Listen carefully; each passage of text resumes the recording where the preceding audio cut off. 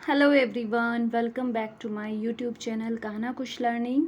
और आज मैं लेकर आई हूँ इंग्लिश का एक बहुत ही important part, that is some interesting idioms.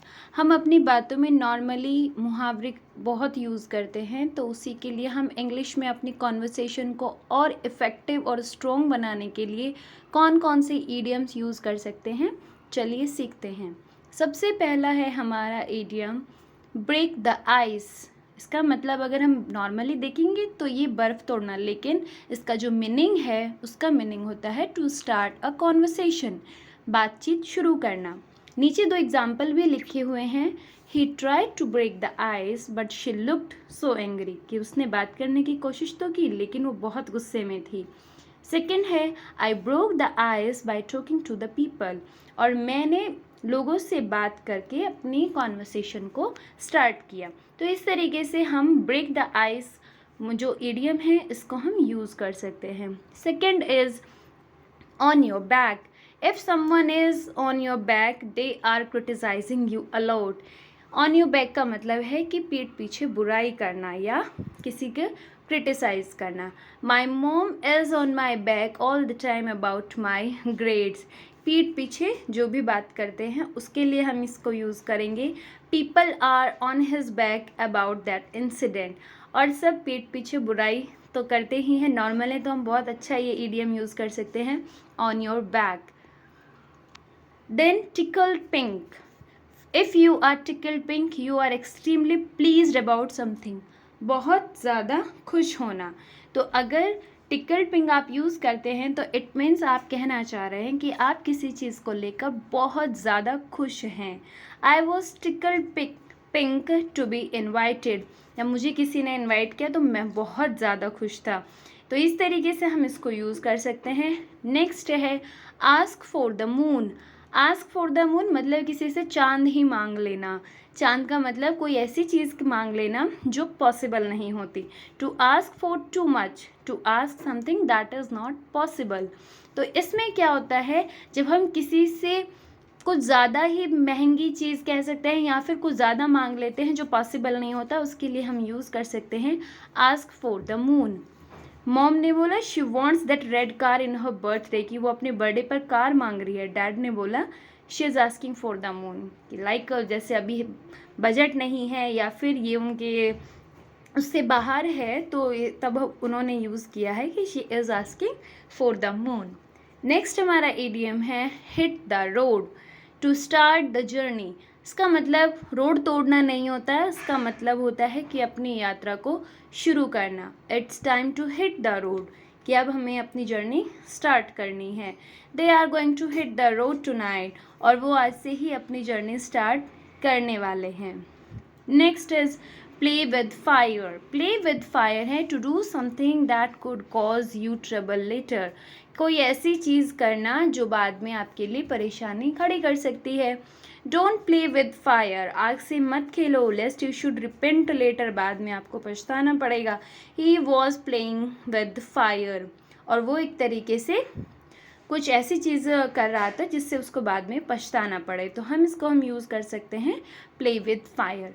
Next is ill gotten gains, money और things obtained through a dishonest and illegal way. ऐसे हम कह सकते हैं कि गलत तरीके से पैसा कमाना, इसके लिए हम बोलेंगे ill gotten gains.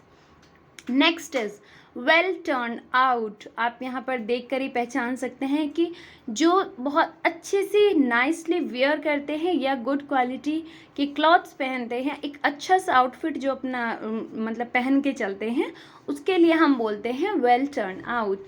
People who are well turn out are liked. और ये बात सच है, जो हमेशा से ही अच्छे से ग्रूम्ड अप होते हैं, जो अच्छे से रेडी होके कहीं वियर करते हैं अच्छे कपड़े, उनको हमेशा पसंद किया जाता है। तो वेल टर्न आउट का मतलब है बहुत अच्छे से रेडी होना, अच्छे क्वालिटी के कपड़े पहनना। Next is compare apples and oranges.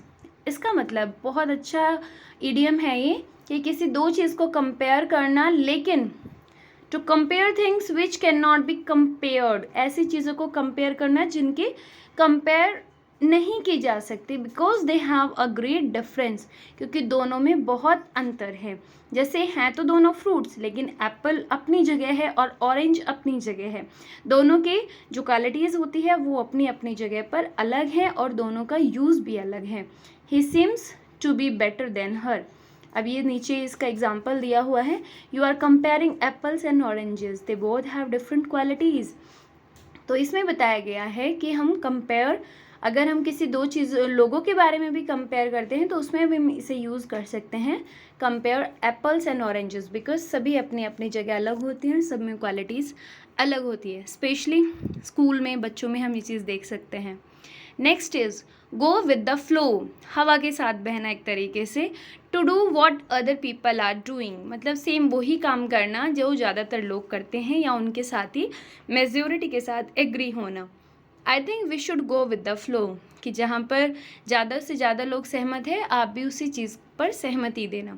तो go with the flow. Next is the lion's share the largest part और मोस्ट ऑफ समथिंग, किसी चीज़ का बड़े वाला हिस्सा।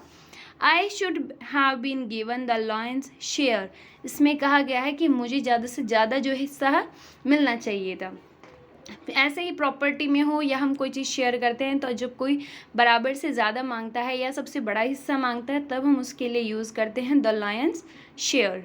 Next is bend over backwards to try extremely hard to do something, जब हम किसी चीज़ के लिए बहुत ज़्यादा मेहनत करते हैं उसके लिए हम यूज़ करेंगे bend over backwards. She bend over backwards to help him, कि उसने उसको हेल्प करने के लिए एक्सट्रीमली हार्ड, बहुत ज़्यादा मेहनत की, बहुत ज़्यादा काम किया। Next is monkey on your back, terrible burden और problem that one can't get rid of. इसका मतलब है कोई एक ऐसा बोझ या एक प्रॉब्लम जिससे आप छुटकारा पा ही नहीं रहे हो। तो इसका मतलब है monkey on your back. Your payment is a real monkey on my back, कि किसी का पेमेंट देना एक तरीके से एक ऐसी मुसीबत है, एक ऐसा बोझ है जिससे हम छुटकारा पा ही नहीं रहे हैं। तो इसके लिए हम यूज़ कर सकते हैं monkey on your back. Next is take a chill pill, ये बहुत अच्छा है और नॉर्मली इसको यूज़ भी करते हैं। To calm down, to stop being angry, गुस्सा ना हो, just take a chill pill. तो इसके लिए है कि शांत रहो, गुस्सा कंट्रोल करो आराम से। Take a chill pill, everything will be fine soon. Normally conversation में, फ्रेंड्स में अक्सर हम इस ईडियम को यूज़ करते हैं।